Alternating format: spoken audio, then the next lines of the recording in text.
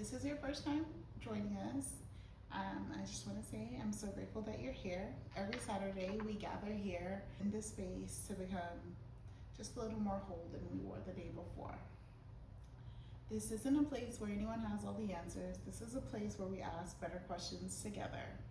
So whether today has been the best day you've had in months, or you're simply trying to make it through another difficult week, there's always a seat waiting for you here.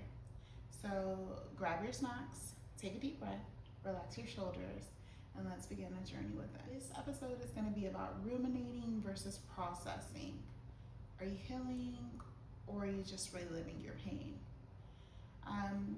So I have these things that I call pillars, and there's 4 of them.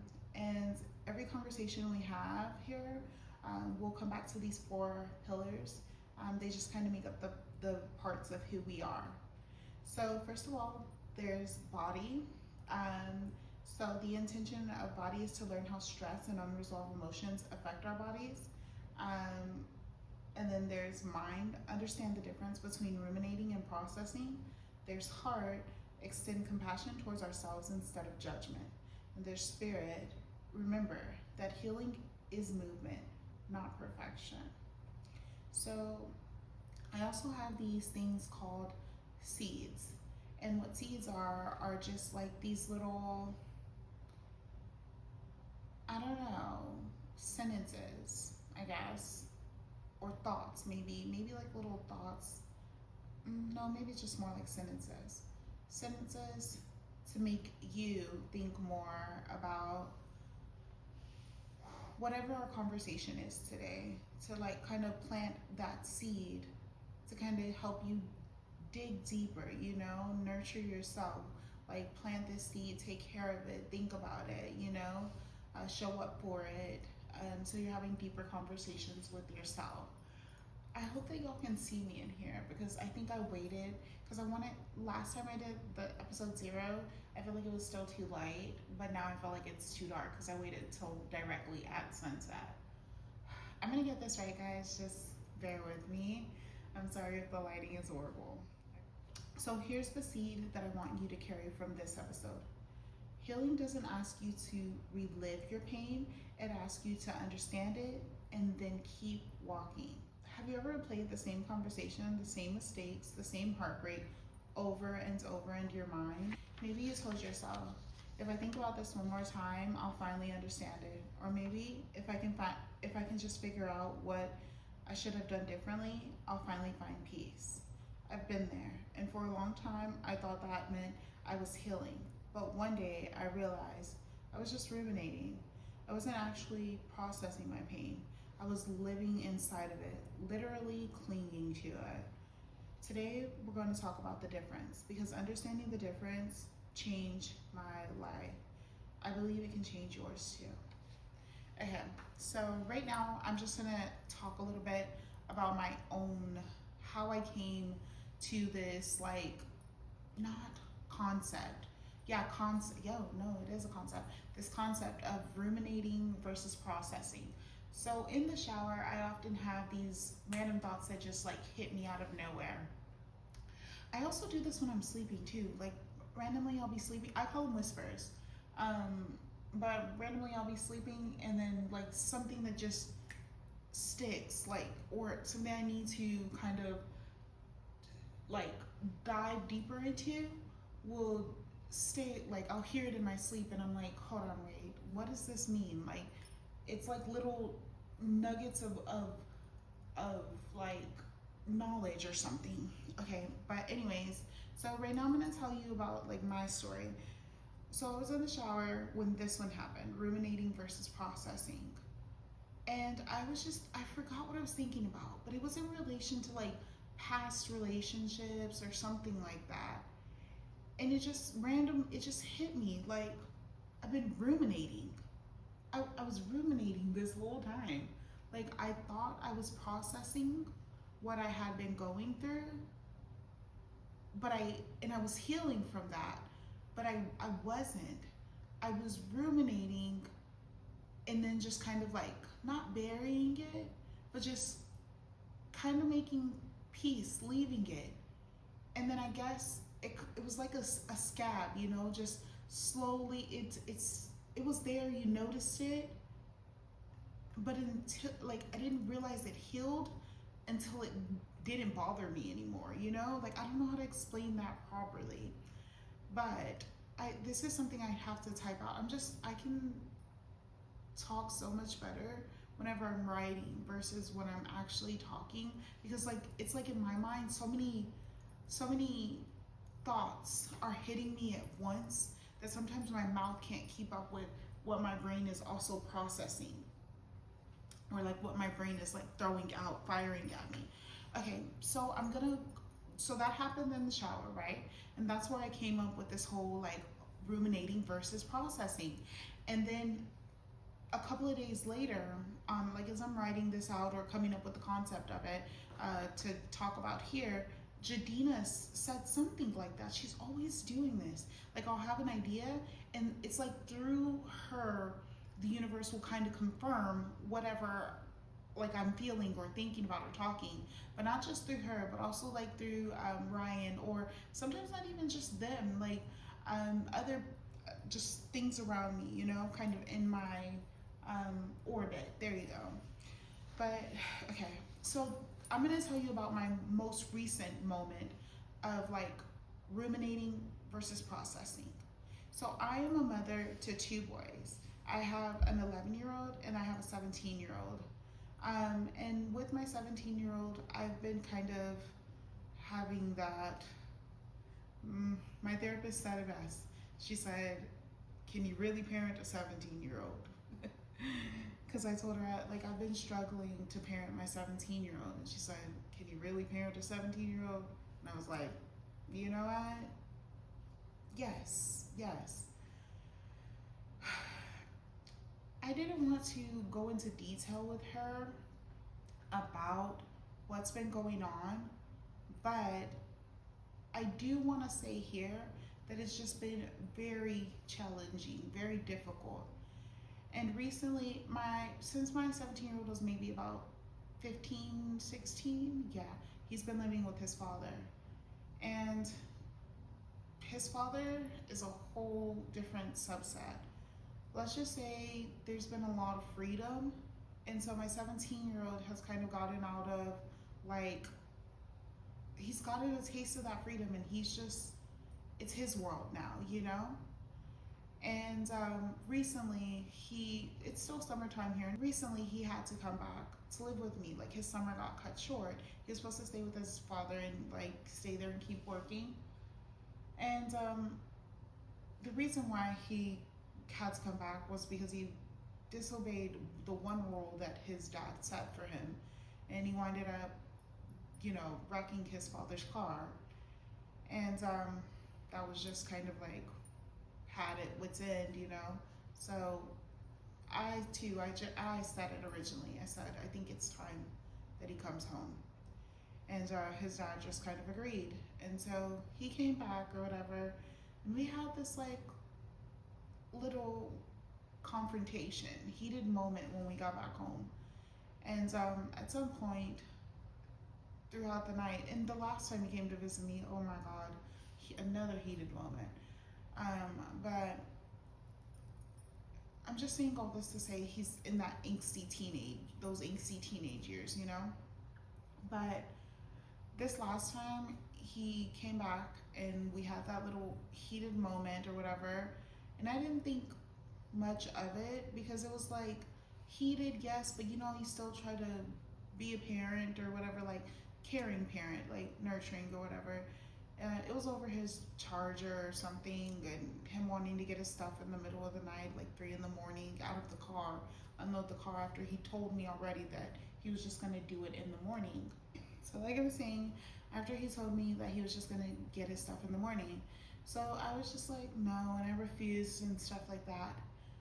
Well, the next day I had given him a portable charger to charge his phone. I was originally looking for my old charger to give to him, but he was like, no, I don't want it, you know, throwing his little fit. And so I was like, fine, whatever. He was saying that he was tired of hearing my voice. So I went in my room and I was just gonna, you know, go to bed. But then he came in there and he's like, Mom, do you have a charger? And I was like, nope. And then he asked me something else, and I said, nope. And then he asked for a portable charger, and I told him there was a portable charger there that he had left. So he yeah, takes the portable charger. The next morning, I'm not thinking nothing of it. He's like, you know, acting a little bit nicer than normal. But like I said, I'm not thinking anything of it. I think I'm in the mindset like, okay, maybe what our conversation last night, maybe something hit, maybe something stuck, maybe he really does like want to do better, you know? And so that's what I'm just thinking that it is. But he's been a little bit too nice, so I don't know. Like it's not feeling as natural as it should. And so the day goes on, we go to get food, and he's like, hey mom, can my best friend come over? And so I'm like, I don't know, because you're supposed to be grounded. You literally just, you know, wrecked your dad's car. I don't know if that's a good idea. Not I don't know if it's a good idea, but like, no, I don't think I should, you know? And I wound up giving in because his best friend is literally like my third son, you know? So I'm just like, okay, fine, whatever. So we get back, and, you know, his best friend shows up, and he has a girl with him, and my son is just like, oh, like, they're already here, please mom, please. So I allow it, right? And they're in, you know, his room, and they're having a great time. You know, they haven't seen each other in a while, and every time they get together, they just have a ball, go crazy. And my son kind of had his music up loud, and I'm trying to do my house chores and clean and stuff. And so instead of constantly going over there telling him to turn it down, I start looking for my headphones so I can do my house chores. And mind you, I also need these headphones like to help me like relax, calm down, like not feel so anxious, not feel overstimulated. There you go, overstimulated. They allow me a safe space to exist, to kind of like navigate the world and keep my mind focused. Because I know I did say this, that I'm neurodivergent. I have ADHD and autism. So I'm looking for them everywhere, and I know I left them in a specific place with my gym bag, because multiple times I kept saying, oh, I'm gonna get them, I'm gonna get them. But I was like, you know, I'll get them in a minute, get them in a minute. But then I was just like, okay, no, maybe I misplaced them. So I'm looking everywhere for them. You know, even when, as far as checking, throwing all my clothes out of the laundry basket, they're not in there. And so I'm just like, no. I know I left them on the bench. And so then I go and I just check all of my bags that I have by the bench. Check my gym bag, check my work bag, check all the bags. Well, not my work bag, but my bag that I take like out whenever I'm doing like business stuff. But then my mind goes to my son's best friend has been in my house for years. He's never once stolen anything. The only thing that boy takes from my house is food. Which of course I don't have a problem with. He's a kid, you know, and I allow kids to, if there's food here, you can have it. Unless I specifically tell them. But anyways, that's beyond the point. And so I'm just like, no. And I'm like, this little girl, does she steal? Like, would she steal? I'm like, I don't think this little girl would. My oldest son does have a habit of taking stuff that if he likes something, he'll take it and he will keep it in his room, use it when he pleases and stuff like that. So I just start asking. I say, have you seen my headphones? I'm asking him and my baby boy. My baby boy, I know dang well, the way he's addicted to all his electronics, his tablet, his phone, his VR, and at the time he was actually in his VR. He's like, no, mom, I have it. And he's like fighting or whatever he's doing in his VR. And so then I keep asking my oldest, and he keeps responding no. And at some point, I go back to going through the bags, and I'm looking through all those bags, and I call him over there, and I'm like, Troy, I'm telling him, like, look inside of these bags and make sure that I'm not overlooking something. And so then, because sometimes maybe, like, not maybe, sometimes I do that. Like, I'll overlook stuff. Like, I'll be looking so hard that I overlook it. And so, this is making me like, it's so unbelievable to me. Um, he says to me, I was like, are you sure you didn't take them, you know? And so then I was like, I don't believe you. You know, moms know when their kids are lying to them. And so I was like, okay, he keeps saying he didn't. So maybe they accidentally fell into his stuff when he was bringing all this stuff from the car and like setting it down here by the door and then taking it to his room. So I was like, maybe they accidentally fell in some of his stuff. So I was like, I want to check your stuff myself. So I go, I check. I'm checking his closet, you know, and I ask the kids, have you seen my headphones? The reason why I'm going crazy too about these headphones is because they are the Bose Quiet Comfort Ultras. So y'all know these headphones are like $500. Um, and I really am. I had the Sonys before that, the Sony XMW, whatever, WXMs. Those, I was so addicted to those two. I used to live in those like 24/7. These ones don't fit quite as comfortable for me, but I still love these headphones. I love the aesthetic of these a little more. I go back and I check my room once again, and I come to my son and I tell him, I say, listen, if you don't tell me where my headphones are, your friends are gonna have to go home. Immediately, he tells me, he says, I'm sorry, I accidentally broke them. No, he says I threw them in the trash. He says I accidentally broke them and I threw them in the trash. And I said, no, mm-mm. I said, show me. And so then he goes into his room and he pulls out my headphones. And they are literally like ripped apart. I don't know if y'all have ever seen these headphones, but they're like welded at the bottom a certain way. And the top, maybe you could accidentally break them if they had like, you know, fallen and maybe cracked from the headband part. But these were like just the cords hanging from the sliding part, like the sliding part that goes inside of the headband, and then also at the earmuff part, the part that's welded to the sliding part. Um, it's ripped apart. Like I said, that part is welded, and the wires are like, you know, like as if they had been pulled like this, and you can see like like the housing part like had been kind of pulled apart too.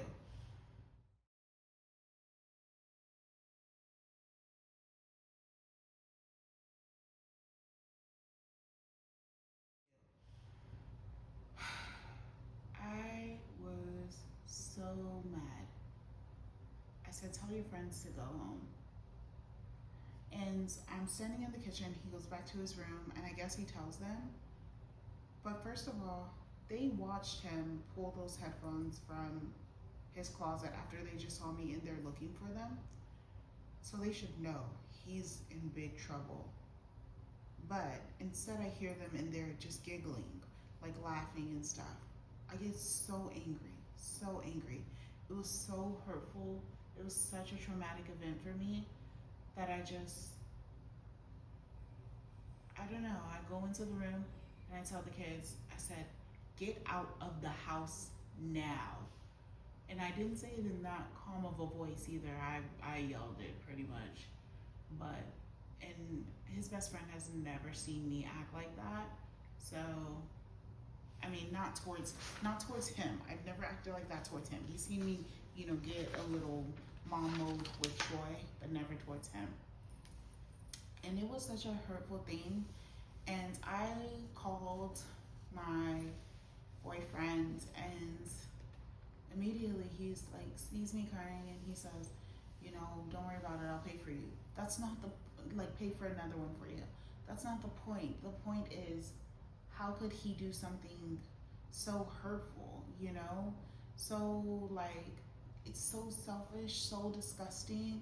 Like, he literally sat there, picked these up, knew that I need them, and literally rip them apart. Like just imagining his rage over, you know, me not letting him go downstairs in the morning, and you know, or wee hours of the morning. And it was just a very ugly, disgusting, like not like my son thing to do. And every time I would look at my headphones, I would start crying again for like maybe a day straight.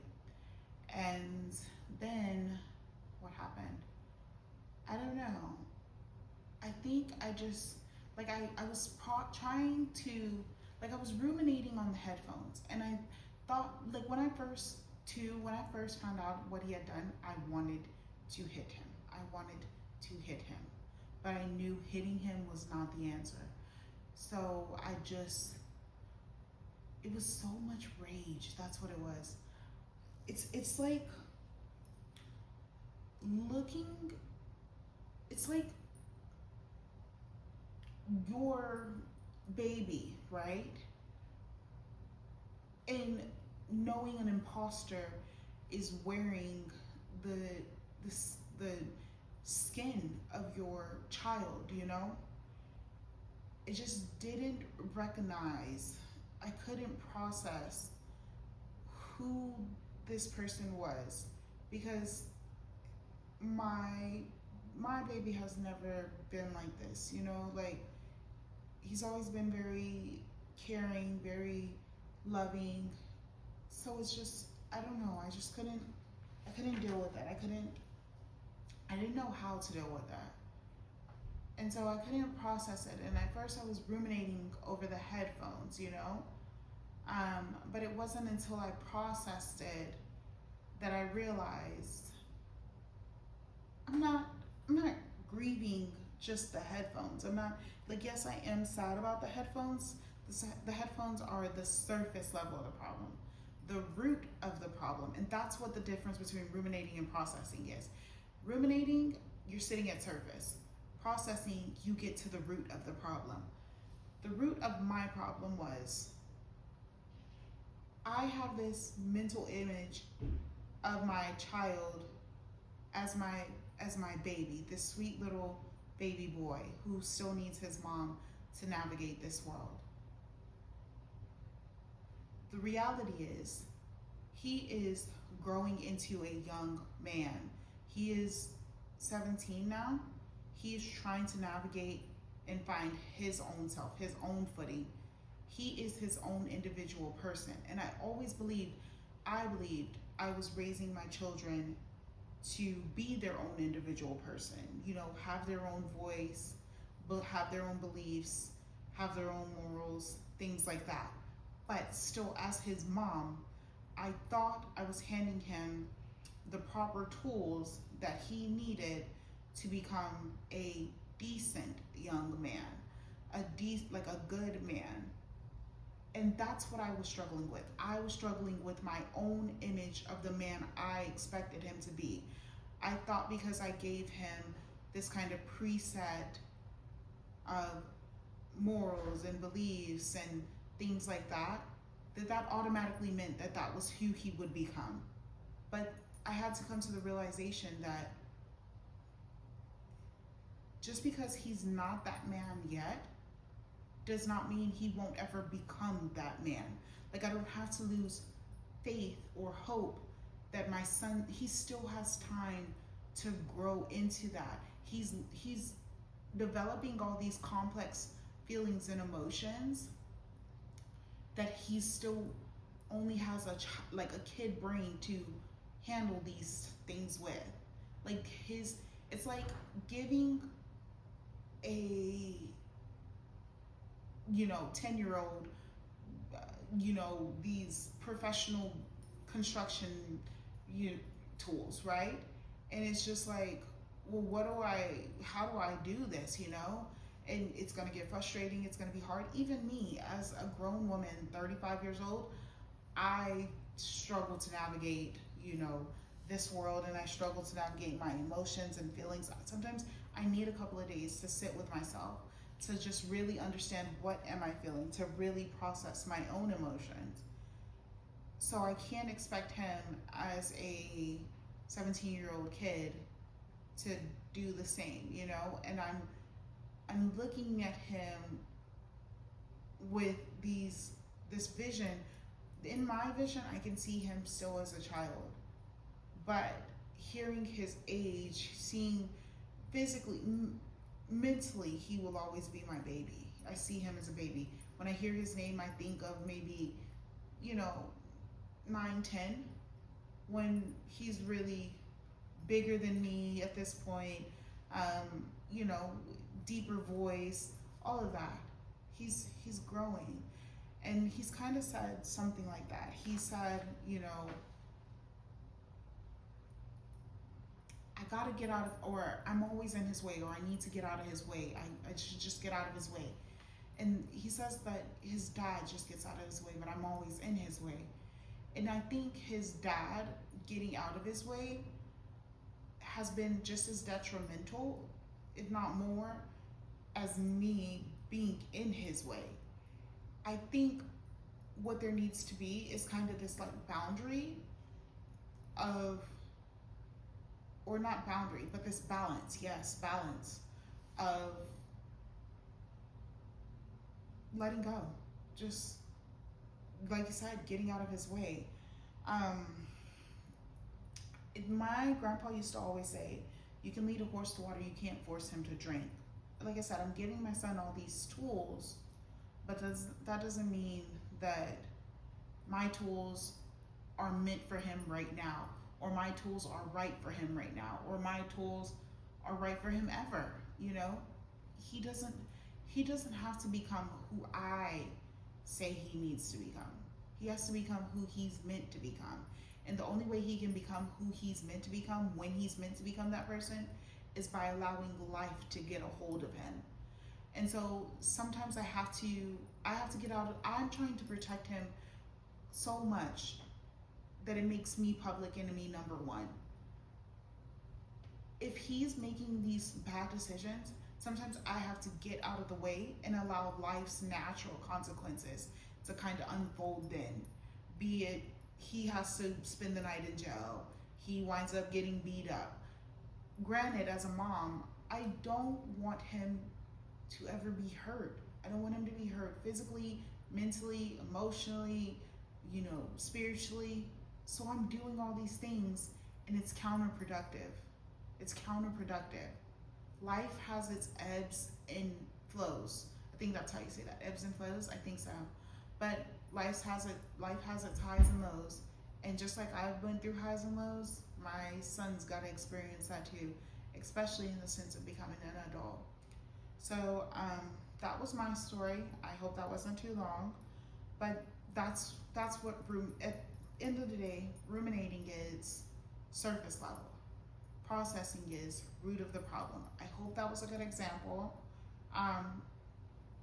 But yes, my example, once I process my original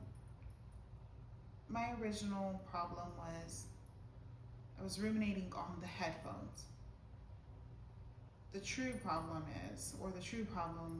was I didn't recognize that my son has to become a man on his own.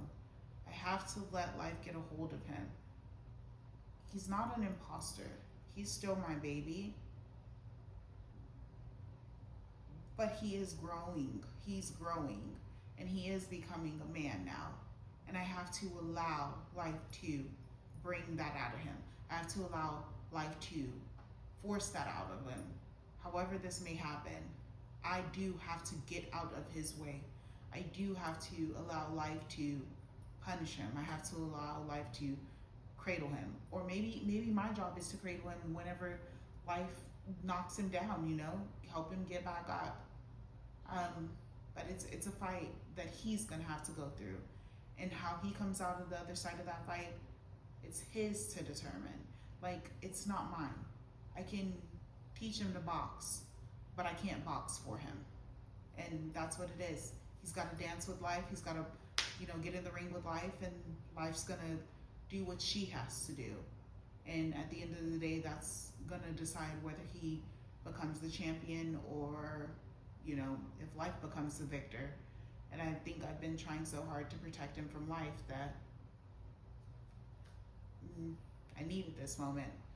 I want to go through these questions here in my story just so you can kind of get a generalized picture of what was happening to you. So what happened?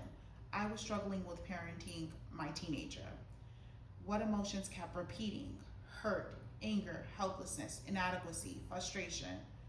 What lies did I believe? I believed I was failing as a mother, and I believed I was failing my baby more than that. Those were lies that I was telling myself. What finally shifted? My ruminating went from I'm failing or I'm missing what is going on with him. I'm missing, like, did something happen? Did something traumatic happen and he can't process it? Or is this really who he is? He's really this bad person. When he's not a bad person, he's going through his phase of life. And then once I went through the processing thought, the processing was, I'm losing this image that I created of the man that he would be. That's what it was. And once I realized that, it's been a lot smoother for me, you know? So let's go back. Now we're gonna talk about just understanding the difference. So let's imagine two people sitting in a rocking chair. They're both moving, they're both exhausted, but neither of them has actually gone anywhere. That's rumination. It feels productive, it feels like work, but you're still staying in the exact same place. Processing is different. Processing is getting out of the chair, it's walking down the road. Some days you go really slow, some days you actually just sit back down, rock a little bit until you have the strength to get back up and carry that chair a little further down the road with you. But every step moves you closer down your healing road. Rumination asks, why is this happening to me? Processing asks, what can I learn from this experience?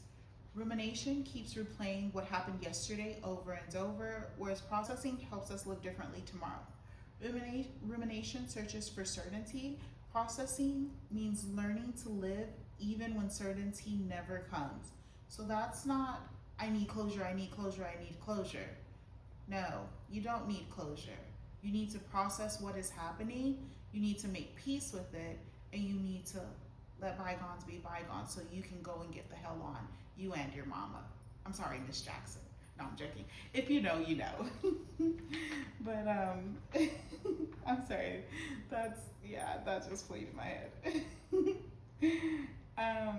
Rumination. Rumination keeps you trapped by fear. Processing fuels your ability to open your mind. One keeps you stuck. The other gives you what you need to move onward. I want you to grab a notebook if you have one. If you're driving, just listen. You can totally come back to these questions later when it's safe for you to actually sit with them, answer these questions. Okay, ask yourself, what thought have I replayed more than 10 times this week? Has replaying it brought me peace or exhaustion? What emotion have I been trying to avoid?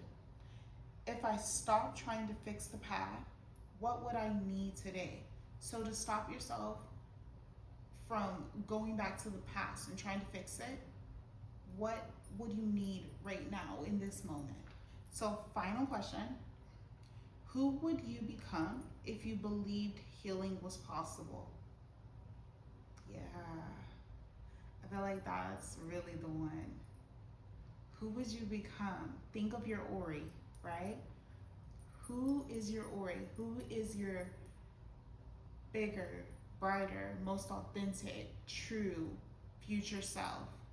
Who are you aiming to become? Who do you see yourself as? What does your alter ego look like? Like, you're lavish, you're divine. Like, what does divinity look like to you?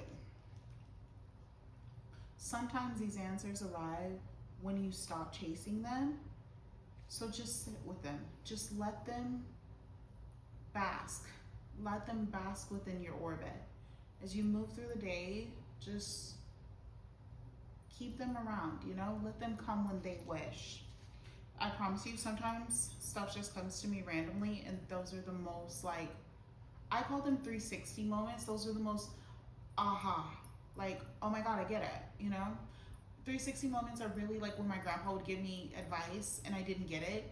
And 10 years down the road, I'm like, oh my God, I got it. Like, this is what my grandpa was saying.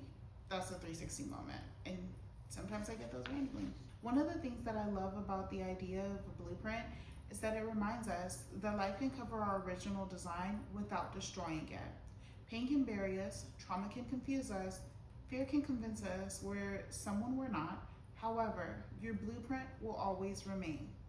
Always waiting patiently, never asking you to become someone new, but simply inviting you to remember you can always come home. That's what processing has taught me. It's helping me remember that some fishing lines don't nurture the soul. Sometimes it's better to let the heavy ones go before it does more damage than good. I hope this talk helps you remember too. Here's a thought I'd like to leave you with. Not another one to keep you up at night, just a little seed to add to your spiritual garden with hopes that one day it blossoms into something beautiful to add to you. This week, when you notice yourself replaying something, just pause. Hold your hand on your heart, take a deep breath.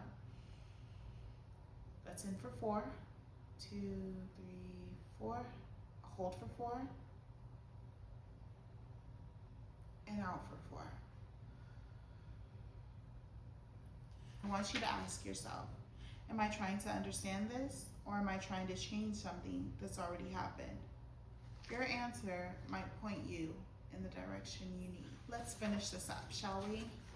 Before we go, I want to speak something with hopes that it hits at least one person where it's meant to. Maybe it's you. Maybe today you're afraid that if you stop replaying what happened, it won't matter. Or diving deeper, listen here. Maybe you're afraid you'll think it didn't matter. To you will think it didn't matter.